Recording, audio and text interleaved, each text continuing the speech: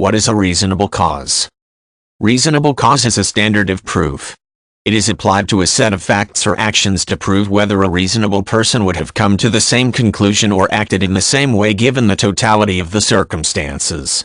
The standard is part of the tests applied by U.S. courts to police action in criminal matters but has also been applied in certain civil contexts.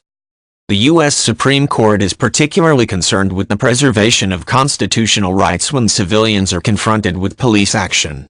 One main concern has been the issue of a police officer's right to stop an ordinary citizen to determine if he has been involved in a crime.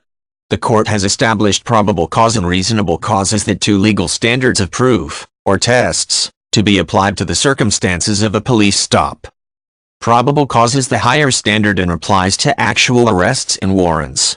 Reasonable cause is the lesser standard that allows a police officer to stop and briefly detain a citizen if he has reasonable cause to suspect that a person has been or is about to be involved in a crime.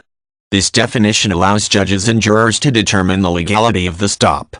Judges and jurors are asked to determine if a reasonable person of ordinary intelligence, when faced with the same set of circumstances as the police officer, would come to the conclusion that the citizen needed to be stopped. If the court determines that a reasonable person would not have had enough cause to suspect the citizen of anything illegal, the stop will be judged improper. This type of ruling can form the basis of a citizen filing a civil lawsuit against a police department for damages, usually concerning embarrassment and emotional distress. As a result, many jurisdictions require officers to document and substantiate stops with particularity. Criminal law is not the only context where a reasonable cause standard can be applied.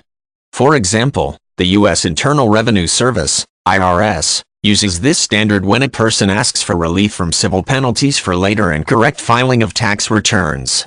Administrative officers and judges at the IRS review the totality of the circumstances and determine whether there was reasonable cause for the person to have committed the infraction. Reasonableness is considered based on the actions of the ordinary person, and if the IRS thinks the ordinary person, when faced with the same circumstances, would have submitted the offending tax return, it will rescind the fees and penalties associated with the offense.